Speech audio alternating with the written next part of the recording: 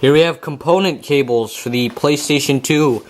I would get these. These are, really affordable. They're not like the GameCube component cables where those are like fucking $180 to $250. These are, way cheaper.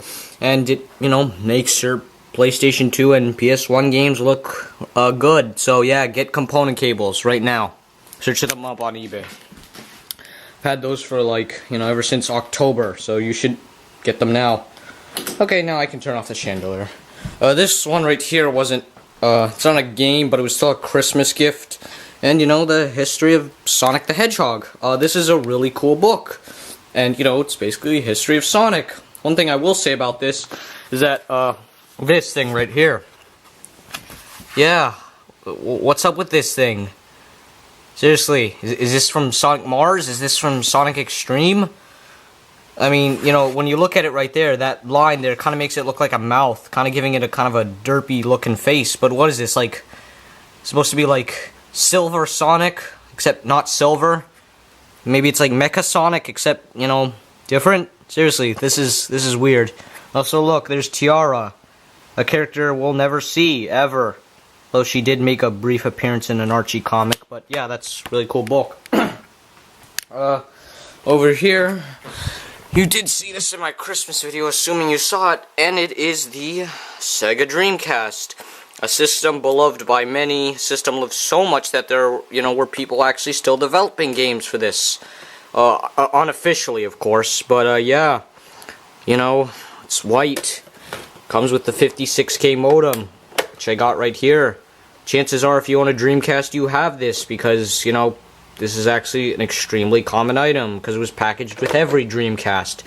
At least with 90% of them, at least. But yeah, the modem just allowed you to, go online, play some Quake 3 Arena, or Phantasy Star Online, with a phone line cable right here. But yeah, Dreamcast, really cool system. It came with a S-video cable right here. Well, actually, it has S-video and composite. Also, just ignore these. Those are not right. But the thing is, this fucking TV over here doesn't support S-video. Also, Sonic Toast in Super Smash Bros. Wii U. But anyways, yeah, what the fuck? This TV should support S-video.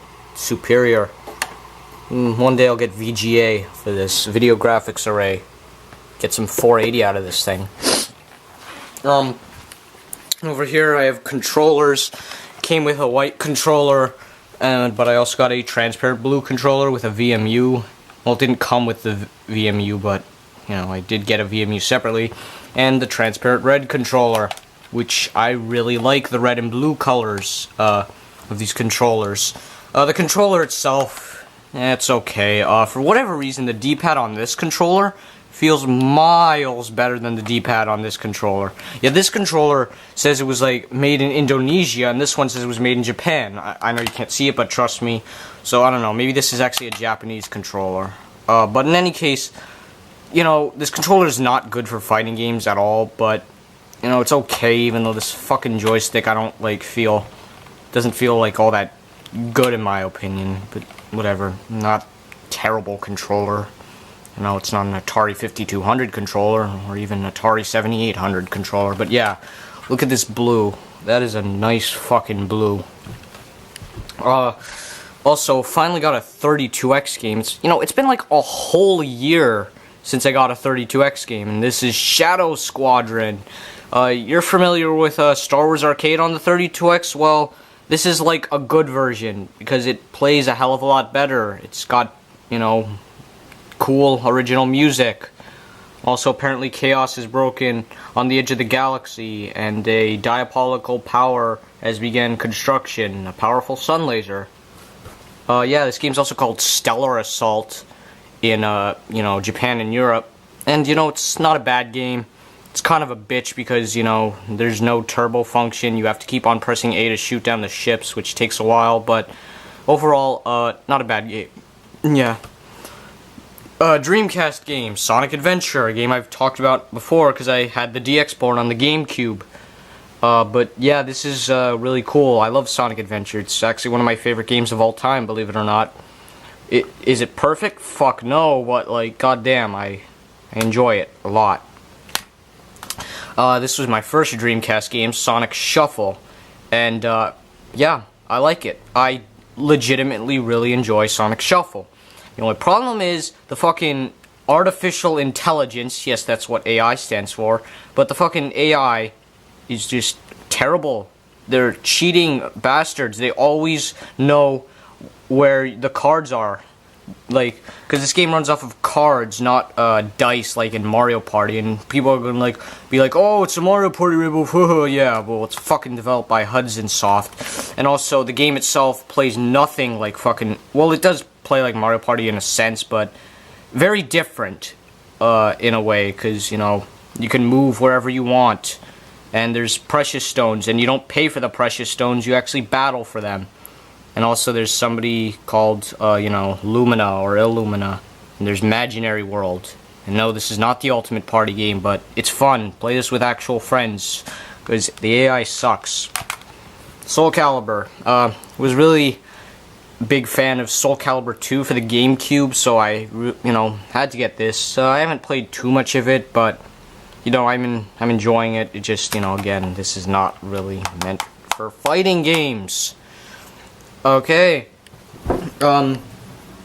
this is Tokimeki Memorial Drama Series Volume 1, Ninjiro no fucking, I don't know how to pronounce that. Can the camera focus? If it can't, the word is spelled S-E-I-S-Y-U-N. And, yeah, the Tokimeki series is like a series of dating sims, except this one's kind of like more like a visual novel. Or a graphic novel, or adventure game, whatever you want to call it. And, yeah, I believe this girl is actually named Ninjino. So, yeah, and you play as this guy who's holding her face. You know, he's a soccer player. The game's made by Konami, so that's cool. And then, you know, the disc is blue, and there's this tree, which this fucking picture right here, this is a work of art. I really like this picture. I think this tree's called, like, the Tree of Wonder, or the Wonderful Tree, or something like that. But yeah, and also there's, like, this text here. I'm gonna let you read that and pause the video. Okay, time's up. And, you know, yeah.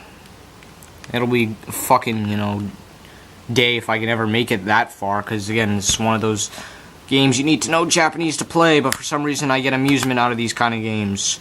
But, I am getting another Japanese Sega Saturn Konami game. Can you guess what it is? No, it's not the Saturn version of Symphony of the Night. It's not that, but it's something else. You'll see what it is eventually. Here we have Roll Away for the PS1. This is actually a really, really, really good game. Think of it like Super Monkey Ball, except you're on a much more linear path. You know, it's kind of on rails, if that's the correct term, and you have to collect a key or two keys to reach the exit. And, you know, there's, like, you know, you have to take advantage of, you know, manipulating gravity.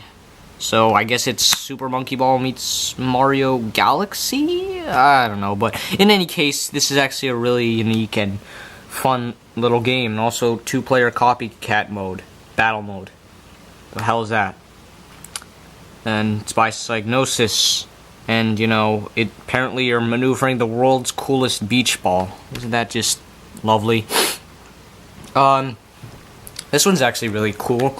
This is a Japan-only Game Boy Color game called Samurai Kid, and this is actually kind of a rare game. And the reason why it's kind of rare is because it came out in 2001, and pretty much any Game Boy Color game that came out in 2001 didn't have that much of a production.